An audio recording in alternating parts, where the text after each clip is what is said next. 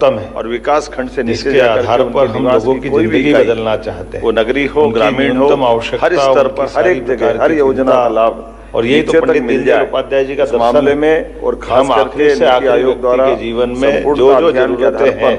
जो सरकार के माध्यम से जब हम आधार पर देश को सर्व सुविधा संपन्न वैज्ञानिक रचना व्यवस्थाओं के मैं बधाई देना बनाना चाहते हैं माध्यम से, तो हमारे सरकार के आधार पर चलते हुए कई सारी लोक लुभावन कैसे पीछे योजनाओं पे तो काम करते हैं, कोई क्यों लेकिन कई बार सरकार विकास की बात करते हैं तो पूरा देश देखने की आवश्यकता जब प्रदेश की बात के आधार पर प्रदेश हमको के अपनी देश की दिशा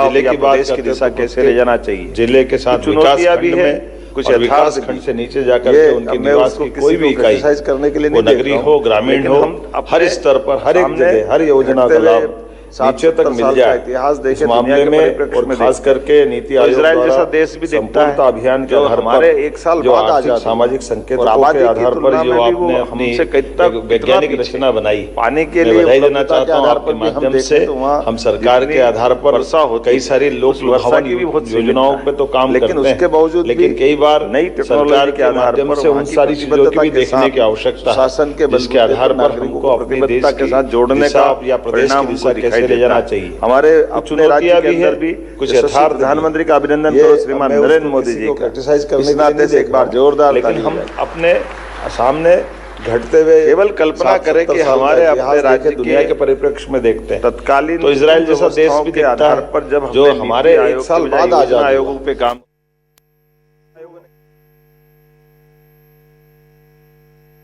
मान के चलते हैं, कुछ क्षेत्र में हम बहुत सीमितता है, लेकिन उसके बावजूद भी नई टेक्नोलॉजी के आधार पर वहां की प्रतिबद्धता के साथ सुशासन के बलबूते पर नागरिकों को प्रतिबद्धता के साथ जोड़ने का परिणाम हमको दिखाई देता है। हमारे अपने राज्य के अंदर भी यशस्वी प्रधानमंत्री का अभिनंदन करो श्रीमान नरेंद्र मोदी जी का, इस नाते से एक बार जोरदार ताली बजाए। केवल कल्पना करें कि हमारे अपने राज्य के तत्कालीन उन व्यवस्थाओं के आधार पर जब हमने नीति आयोग के बजाय योजना आयोगों पे काम किया, योजना आयोगों ने कैसे काम किया आज तक समझ में नहीं आया। योजना आयोगों ने काम किया, मैं मान के चलता हूँ कुछ क्षेत्र में हम समृद्ध भी हुए, लेकिन जैसे हमारी एग्रीकल्चर ग्रोथ रेट और बाकी चीज़ों की बात आती है, लेकिन ये कितने बड़े सेक्टर में हम खाली छूटे हुए थे। आज ये उन पूरे सेक्टर को लेकर के समग्रता के साथ चलना, और ये माननीय प्रधानमंत्री जी ने 2014 के बाद से एक तरह से पूरे देश का परिदृश्य बदल दिया। पूरा देश अपने देश में नहीं दुनिया के अंदर उसकी अलग ताकत बनी, आर्थिक रूप से भी संपन्न बने, लेकिन केवल इकोनॉमी नहीं होना चाहिए, जीवन के जो न्यूनतम आवश्यकता है उसकी तरफ भी हमारी दृष्टि कैसे जाए। हमारे शरीर के अंदर पोषकता के जो पोषण तत्व है उनके लिए भी हम कितना काम कर रहे हैं। और इसीलिए मैं माननीय प्रधानमंत्री जी का नीति आयोग के माध्यम से हमारे पूर्व उपाध्यक्ष माननीय चेतन कश्यप जी बैठे, आपने भी अच्छा काम किया था। विकास खंडों के अंदर जाने की कल्पना मुझे ध्यान में आता है कि उसके माध्यम से भी शुरू हुई थी, और मैं समझता हूँ कि नवनीत सेन चौधरी साहब और बाकी चीज़ों के साथ जिस ढंग हम देख रहे हैं, लेकिन ये बात भी सही है कि हाँ हमारे राज्य ने कई सारे सेक्टर में अच्छी प्रगति की, लेकिन कई सारे सेक्टर में अभी हमने और भी कुछ नवाचार किए हैं जिसके परिणाम समय के साथ आएंगे। जैसे उदाहरण के लिए चिकित्सा के क्षेत्र में ही अगर हम बात करते हैं तो हमारे आने के बाद और आने के पहले कहाँ 2002-03 तक केवल 5 मेडिकल कॉलेज इस राज्य के अंदर थे, लेकिन 2002-03 के बाद जब मेरी सरकार बनी तब तक हमारे अपने राज्य के अंदर 30 के आसपास मेडिकल कॉलेज चलते रहे। ये 25 मेडिकल कॉलेज प्राइवेट और गवर्नमेंट के मिला करके, और हम अगर अकेले अपने इस 1.25 साल का इस टेन्योर में देखें तो हमने 3 सरकारी, 2 अभी सरकारी पाइपलाइन में है और 4 को पीपीपी मॉडल पे हम दे रहे हैं। तो ये लगभग 1.25 साल में 10 मेडिकल कॉलेज अकेले इस टेन्योर के अंदर हम दे रहे हैं। ये मेडिकल कॉलेज नहीं है, ये हमारी भविष्य की हेल्थ से जुड़ी हुई सारी कमियों की भी पूर्ति कर रहे हैं। और ये सीमित संसाधन के बाद मैं माननीय चौधरी जी को बताना चाहूँगा कि पीपीपी मॉडल पर देश में हमारा एकमात्र राज्य ऐसा है जो अपने हॉस्पिटल को सरकारी सुविधाओं के साथ केवल मेडिकल कॉलेज के लिए खड़ा करते हुए न केवल सभी सेक्टर में विकास की बड़ी संभावना में हेल्थ की योगदान को जो बुला रहा है, बल्कि साथ ही साथ अभी बीते दिन 2 दिन पहले जब हमने कैबिनेट की, बल्कि कल ही कैबिनेट में हमारे हर संभाग में आयुर्वेदिक कॉलेज भी करने वाला एकमात्र राज्य हमारा बना, जहां हमने अपनी आयुष डिपार्टमेंट के माध्यम से, और ऐसे सारे सेक्टर में एक एक करके पानी की, जल की उपलब्धता के लिए भी जिस ढंग से हमारा एग्रीकल्चर ग्रोथ रेट में सिंचाई की सुविधाएं बढ़ाई गई, सिंचाई के रकबे के लिए भी अगर अपन बात करना चाहेंगे तो विश्व का पहला नदी जोड़ो अभियान केन बेतवा, राज्यों के साथ आपस का समाधान निकालते पीकेसी योजना, और इसी के साथ साथ तीसरी महाराष्ट्र के साथ में भी अभी हमारी ताप्ती परियोजना पे हमने काम प्रारंभ किया है। लेकिन इसका रिजल्ट कैसा आया? रिजल्ट कहाँ, 2002-03 तक हमारा 7.5 लाख हेक्टेयर का सिंचाई का रकबा था, लेकिन ये 7.5 लाख के बजाय जब हमारी सरकार बनी तब तक 44 लाख हेक्टेयर तक हम पहुंचे थे। ये जो हमारी ग्रोथ रेट हुई है, लेकिन ये 7.5 लाख, अब आपको बताना चाहूँ आज की स्थिति में 52 लाख से ऊपर है, अर्थात हमारी सरकार ने अकेले एक साल में 7.5 लाख हेक्टेयर तक का सिंचाई का रकबा बढ़ाया है। ये हमारे लिए वो उत्साह बढ़ाने के लिए भी, लेकिन अभी भविष्य की दृष्टि से हमने टारगेट तय किया कि 5 साल के अंदर हम 100 लाख हेक्टेयर तक सिंचाई का रकबा बढ़ाएंगे ताकि एग्रीकल्चर ग्रोथ रेट भी बढ़े। लेकिन जैसा आपने बहुत अच्छा विषय निकाला कि हमारे यहाँ उत्पादन क्षमता जो कम है, उत्पादन क्षमता कैसे बढ़े, उस दिशा में बढ़ने के लिए एग्रीकल्चर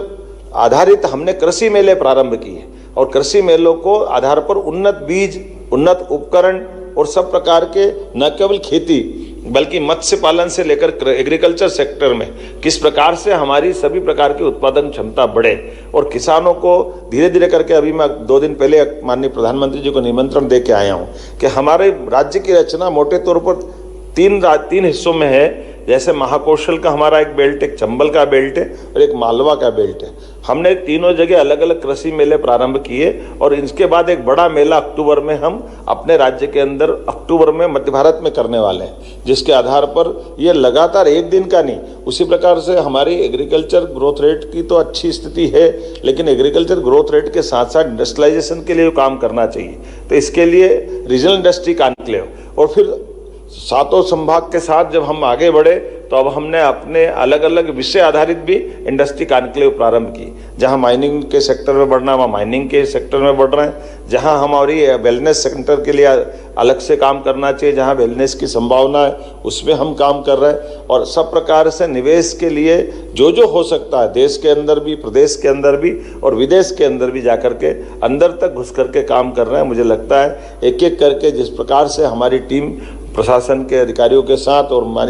हमारे माननीय प्रधानमंत्री जी के आशीर्वाद के माध्यम से, मुझे इस बात के लिए भी आनंद है, यशस्वी प्रधानमंत्री ने हमारे इन सारी किए गए कामों को प्रतिसाद देते हुए आशीर्वाद स्वरूप 7 बार वो अकेले मध्य प्रदेश में अपनी यात्रा करके हमको आशीर्वाद देने के लिए हमारे बीच आकर लगातार उत्साहवर्धन कर रहे हैं, और 8 बार अलग से व्यक्तिगत उनने इन सारी बातों के लिए मार्गदर्शन किया है। मैं आज के इस अवसर पर केवल इतना ही कहना चाहूँगा, आपके इस माध्यम से माननीय रोहित कुमार जी, माननीय रमेश चंद्र चौधरी जी और हमारा नीति आयोग और जिस ढंग से सारे विभाग के लोगों ने काम किया है, अभी हमारे जितने आपने लोगों को सम्मानित कराने का अलग अलग अवसर दिया, मैं उसका भी हमने अपने टीम वर्क के आधार पर मैदानी अफसरों की ड्यूटी में भी यही निगाह देने का प्रयास किया है कि जिनमें क्षमता है, योग्यता है, उनको पूरा मौका दे रहे हैं, उनसे अपेक्षा कर रहे हैं कि हम आपकी सारी चीज़ों का अनुकूलता देने के साथ इस बात का भी निगाह रख रहे हैं कि हाँ, आप जाइए मैदान में काम करिए, अच्छा काम करोगे तो पूरी तौर पे सरकार आपके साथ है, लेकिन कहीं आपके काम के मामले में कमी आती है तो सरकार आपको देख रही है, सरकार अवॉइड नहीं कर रही है। सरकार की,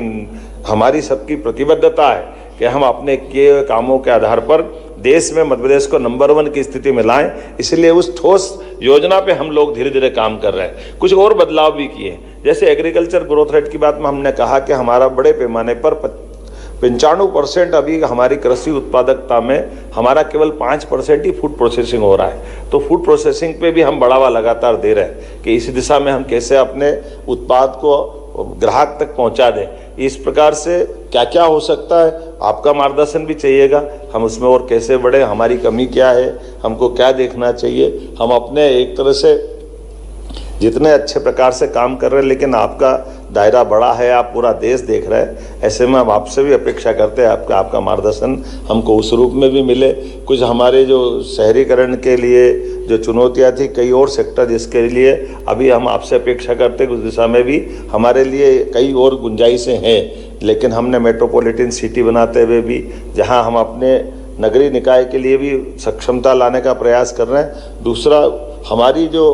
परंपरागत ताकतें रही है जिसके आधार पर मध्य प्रदेश की अपनी खुद की क्षमता योग्यता है, हम आपसे भी अपेक्षा कर रहे हैं कि जैसे एग्रीकल्चर के मामले में भी, तो नीति आयोग के माध्यम से कहीं कहीं आप देश के अंदर होने वाली फसलों की तरफ से भी एग्रीकल्चर के साथ आपको देखने के दृष्टिकोण की आवश्यकता है। जैसे उदाहरण के लिए जब हम अपनी कोदो कुटकी जैसी ग्रामीण अंचल की, आदिवासी अंचल की फसल को एमएसपी पे देने जाते हैं, तो भारत सरकार के पास एग्रीकल्चर डिपार्टमेंट में इस फसल को उपार्जन के लिए कोई गुंजाइश नहीं, यहाँ तक कि इसका नाम का भी दस्तावेजीकरण नहीं। तो मुझे लगता है कि इससे जब एग्रीकल्चर के इस सेक्टर के आधार पर देखें तो पूरे देश में भी ऐसी और कितनी क्रॉप होती है, और ये हम जानते हैं कि मिलेट से आज के समय में इनका अत्यंत महत्व भी है। तो मैं मान के चलता हूँ कि ये केवल एक नहीं, ऐसे कई सेक्टर, जैसे अब कुछ अनावश्यक खर्चे भी होते हैं जिसमें हमने सुधार किए हैं। जैसे एक परंपरागत रूप से चला हुआ मुद्दा था कि एग्रीकल्चर के लिए एग्रीकल्चर यूनिवर्सिटी खोलो, बीएससी एग्रीकल्चर करने के लिए एग्रीकल्चर कॉलेज खोलो, तो हमने कहा इसकी क्या आवश्यकता है। 2020 की शिक्षा नीति माननीय प्रधानमंत्री जी ने जो दी है कि बहुउद्देशीय विषयों को पढ़ाने के लिए विश्वविद्यालय समर्थ होना चाहिए, हमने इसको लागू करते हुए हमारे 16 सरकारी विश्वविद्यालय में 10 में बीएससी एग्रीकल्चर कृषि संकाय के आधार पर खोल दिए, ताकि हमारे बड़े पैमाने पर एग्रीकल्चर के प्रति जब हम बदलाव की बात करते हैं तो परंपरागत खेती के आधार पर भी या आम समाज में भी हमको शिक्षित बच्चे भी चाहिए जिनको अपने, जैसे बड़े पैमाने पर हमारा ग्रामीण आधारित पूरा राज्य का रकबा है। ऐसे में जैसे मेरा अपना स्वयं का मैं उदाहरण लेके चलता हूँ कि मूलतः तो हम तो किसान परिवार से आते थे, लेकिन मैंने बीएससी किया 1982 में, 1982 से 84, लेकिन मेरे घर पे जाकर के मैं अपने किसान की तरफ से अगर निगाह से देखता हूँ तो मेरे खेत में मेरी पढ़ाई का कोई योगदान नहीं था। तो मुझे लगता है कि जब पढ़ने के बाद हमारी पढ़ाई का अगर अपने घर में भी उपयोग नहीं हो तो फायदा क्या है। नौकरी जरूरी नहीं, लेकिन बीएससी एग्रीकल्चर करने से कम हमारी खेती तो हम अच्छे से प्रकार से कर सकते हैं, ऐसे हार्टिकल्चर से लेकर सभी सेक्टर में। तो ये हमारे, मुझे लगता है कि देश के अंदर बाकी सेक्टर में भी ये दे सकते हैं, ऐसे हेल्थ के सेक्टर में भी। दुनिया में ऐसा कहीं नहीं होता है कि मेडिकल कॉलेज बनेगा तो अपने कैंपस में हॉस्पिटल बनाएगा, अपने कैंपस में ही सब खड़ा करेगा। जैसे उदाहरण के लिए कई जिले हमारे ऐसे कि जिनके अपने अच्छे हॉस्पिटल थे, लेकिन मेडिकल कॉलेज हम बोलते ही उनको उतना ही बड़ा एक हॉस्पिटल नया बनाना पड़ा। और कई बार इसकी जो कठिनाई होती कि वो हॉस्पिटल दो बड़े बन गए, मरीज कहाँ से लाओगे, पैसा तो लग गया, भर्ती भी कर ली, तो मरीज भी तो होना चाहिए, जिले की क्षमता तो होना चाहिए। ऐसे में वर्तमान के दौर में हमने एक अच्छा निर्णय किया, मुझे लगता है बाकी राज्य भी इसमें लेंगे, कि अपने जिला चिकित्सालय जो ऑलरेडी काम कर रहे हैं और एवरेज वो सब 300 से ज़्यादा बेड क्षमता के, और किसी भी मेडिकल कॉलेज की प्राथमिक आवश्यकता 2 साल तक तो केवल 300 मेडिकल कॉलेज 300 बेड के हॉस्पिटल की है। बाद में जो मेडिकल कॉलेज चलाने आ रहा है उसको हम जमीन 25 एकड़ जमीन 1 रुपए में दे रहे हैं, और मेडिकल कॉलेज के लिए आवश्यक हॉस्पिटल फ्री दे रहे हैं कि भैया हम डॉक्टर की तनख्वाह, दवाई का खर्चा, मरीज की व्यवस्था सब हम करेंगे। लेकिन ये 2 साल के बाद अगर आपको बेड के आधार पर नया हॉस्पिटल खोलना है तो उसकी फीस से, बाकी व्यवस्था से आप अपना खुद का हॉस्पिटल खड़ा करो, और उस आधार पर मेडिकल कॉलेज भी हो जाएगा। तो ऐसे में हमको सबसे तेज गति से मेडिकल कॉलेज, हम इस मॉडल पे आधार पर जो हमको लग रहा है और जैसा रिस्पांस आ रहा है, आने वाले समय में हम प्रत्येक जिला केंद्र तक मेडिकल कॉलेज पहुंचा देंगे। मैं आपको ये इस तरह से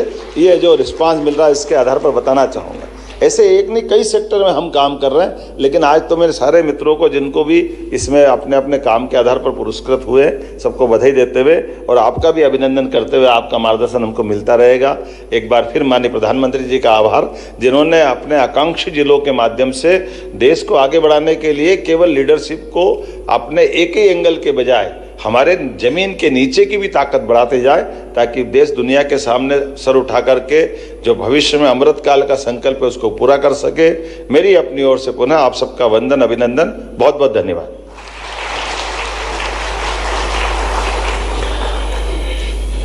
बहुत बहुत धन्यवाद माननीय मुख्यमंत्री जी, आपके इस सारगर्भित उद्बोधन के लिए, आपके पधारने, मार्गदर्शन देने तथा मध्य प्रदेश के जिलों को पुरस्कृत करने के लिए भी आपका विनम्र आभार। विनम्र आभार दिल्ली से पधारे सदस्य नीति आयोग आदरणीय प्रोफेसर रमेश चंद जी का। विनम्र आभार हमारे बीच में उपस्थित माननीय मंत्री महोदय सर्वश्री विश्वास कैलाश सारंग जी, आदरणीय चैतन्य कुमार कश्यप जी, प्रभारी मंत्री भोपाल, तथा आदरणीय श्रीमती कृष्णा गौड़ जी का। कार्यक्रम में शामिल रहे माननीय विधायकगण श्री रामेश्वर शर्मा जी तथा श्री भगवान दास सबनानी जी का, मुख्य सचिव महोदय श्री अनुराग जैन जी का, दिल्ली से पधारे आदरणीय श्री रोहित कुमार जी का, साहब आदरणीय श्री सुधीर कोचर जी, आकांक्षी जिला दमोह एवं आकांक्षी विकासखंड तेंदुखेड़ा द्वारा कार्यक्रम के 6 चयनित संकेतकों को संतृप्त किया गया है, गोल्ड मेडल मिल रहा है। आदरणीय कलेक्टर साहब श्री सुधीर कोचर जी।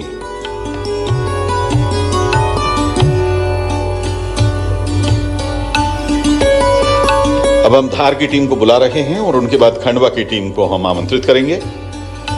धार से आदरणीय श्री प्रियंक मिश्रा जी और जिले की टीम आमंत्रित है। आकांक्षी विकासखंड तिरला द्वारा कार्यक्रम के 6 चयनित संकेतकों को संतृप्त किया गया है।